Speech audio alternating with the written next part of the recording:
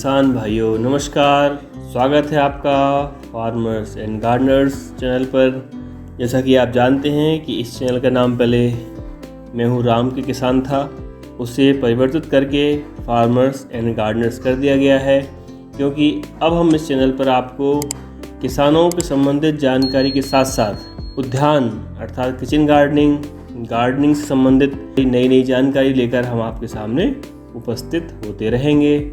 तो आज हम लेके आए हैं, हमारे किसानों के खेत में एक बहुत बड़ी समस्या आती है जिसे कहते हैं BPH, ब्राउन प्लांट हॉपर। एक हॉपर अर्थात एक फुदका अर्थात एक टिड्डा टाइप का छोटा सा होता है और बहुत बारीक सा, जो कि धान के खेत में देखा जाता है और अन्य फसलों में भी वो आता है, लेकिन धान के खेतों में पानी के ऊपर तने पर चिपका हुआ देखा जा सकता है। ब्राउन कलर का होता है और बहुत अधिक संख्या में वह तने पर रहता है, जिससे कि तना सूख जाता है। उसे हम हॉपर बर्न कहते हैं। हॉपर जला हुआ दिखाई देने लगता है, गोलाकार धब्बे होते हैं उसमें, पौधा पीला पड़ने लगता है और पौधा धीरे धीरे करके पूरा सूख जाता है। आप देखेंगे कि आपको पैचिस के पैचिस मतलब एक छोटा सा हिस्सा खेत का पूरा सूखा दिखाई देगा। इसके निम्फ और इसके वयस्क दोनों ही पौधों पर रस चूसते हैं। रस चूसने से वो उसको अंदर से पूरा उसका हरापन ख़त्म कर देते हैं, क्योंकि ये मुख्य रूप से सेलुलर फीडर होते हैं। सेलुलर फीडर का अर्थ होता है कि ये जो हरापन होता है, जो क्लोरोफिल होता है पौधे का, जो हरापन, उसको उसके रस को चूस लेता है। उससे पूरा पौधा हॉपर बर्न में कन्वर्ट हो जाता है, पूरा पौधा सूख जाता है। ये समस्या बहुत विकराल समस्या रहती है। किसान को इससे बहुत अधिक नुकसान देखने को हमें मिला है। अब मैं आपको इसकी पहचान के बारे में बताता हूँ, ये किस तरह का होता है। इसका वानस्पतिक नाम नीला पर्वता लुगेंस है। ये अंडे सामान्यतः ये कहाँ देता है, तो ये अंडे जो है वो तने पर जहाँ से पत्ती प्रारंभ होती है उस जॉइंट पर, उसको बोलते हैं लीफ सीथ बोलते हैं इंग्लिश में उसको हम लीफ सीथ बोलते हैं। अर्थात जहाँ पर पत्ती स्टार्ट होती है निकलना, जहाँ से तने से पत्ती निकलना जहाँ से स्टार्ट होती है, वहाँ पर ये अंडे देते हैं। ये 2 से 12 अंडे समूह में देते हैं। ये अंडे जब देते हैं तो उनमें से निम्फ निकलता है। इसका जो निम्फ होता है वो 0.6 मिलीमीटर लंबा होता है और भूरे एवं बैगनी कलर का होता है।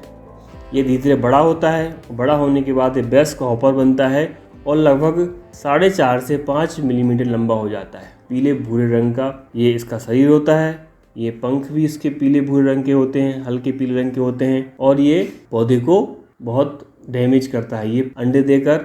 और उस पर इतने निम्फ और इतने एडल्ट्स में हो जाते हैं कि पौधे का पूरा जीवन रस वो खींच लेते हैं। अब अगर इसको हमें नियंत्रित करना है तो नियंत्रित करने की बहुत सारी विधियाँ रहती हैं।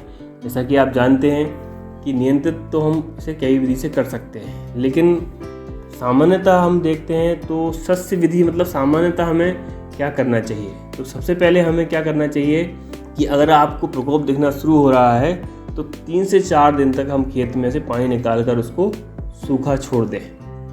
हम नाइट्रोजन का प्रयोग जो कर रहे हैं उसे कम मात्रा में और उसको टुकड़े में करें। जैसे हम 2 बार कर रहे हैं, 3 बार कर रहे हैं, तो उसे 4 से 5 बार में बदल दें। मतलब अगर हमको 50 किलो यूरिया डालना है तो 50 किलो को हम 4 से 5 हिस्से में बांटकर उसे डाल सकते हैं। इसके बाद हम कुछ ICAR और कुछ कंपनियों ने बहुत सारी इसके प्रतिरोधक किस्में भी बनाई हैं, जैसे IR26, IR64, IR36, PI3, ADT 37, Aruna, इस तरह से बहुत सारी, आशा, दिव्या, इस तरह से बहुत सारी प्रतिरोधक किस्में हैं जिन्हें आप लगा सकते हैं। तो जब भी आप बाज़ार से कोई किस्म खरीदने जाएं तो आप जहां से आप खरीदते हैं उस व्यापारी से, उस दुकानदार से आप पूछ सकते हैं कि ये किस्म क्या BPH के लिए प्रतिरोधी है। प्रयास करें कि BPH से प्रतिरोधी किस्म हम खरीदें। रासायनिक का इस्तेमाल हमें तब करना होता है जब हम ये देख लें कि हमारा प्रकोप बढ़ रहा है। आप कौन कौन से कीटनाशक का इस्तेमाल कर सकते हैं तो मैं आपको बताता हूँ। एक्चुअली एक ड्यूपॉन्ट कंपनी का आता है एक्सेलॉन, इसका इस्तेमाल आप करें। 94 ml प्रति एकड़ के हिसाब से लगता है। ये जो है आपने ट्रांसप्लांट की हुई फसल है, अगर आपने पौधा प्रत्यारोपण किया हुआ है, ट्रांसप्लांट किया हुआ है, तो 45 दिन बाद से लेकर 60 दिन का इसका इस्तेमाल आप करिए। पौधों पर इसका प्रकोप नहीं होगा और इसका प्रभाव लगभग 21 दिन तक चलता है। इसके बाद चेस करके आता है सिंजिंटा का, पाइमेट्राजिन 50% WG, इसका भी आप इस्तेमाल कर सकते हैं। और भी कंपनियों का आता है, आप किसी भी कंपनी का इस्तेमाल करें। इसको 120 ग्राम लगता है ये प्रति एकड़ के हिसाब से। इसके बाद आपको एक PI का आता है, ओसिन के नाम से आता है, डिनोरप्यूरन 20 SG का आप इस्तेमाल कर सकते हैं। इसका हम जो है वो 70 से 80 ग्राम प्रति एकड़ के हिसाब से इस्तेमाल करते हैं। आपको ये ध्यान रखना बहुत ज़रूरी है कि पानी का इस्तेमाल अधिक से अधिक करें। लगभग 150 से 200 लीटर पानी प्रति एकड़ आप इस्तेमाल करें, इससे कम ना करें। अधिक इस्तेमाल करने से आपकी फसल पर कीटनाशक का प्रभाव अच्छा रहेगा। इसके बाद अगर आप चाहते हैं कि जैविक नियंत्रण करना है तो आप नीम का तेल इस्तेमाल कर सकते हैं। नीम का तेल 3% का इस्तेमाल आप कर सकते हैं, 15 लीटर प्रति हेक्टेयर के हिसाब से लगता है वो। महुआ का तेल 6%, 30 लीटर प्रति हेक्टेयर लगता है।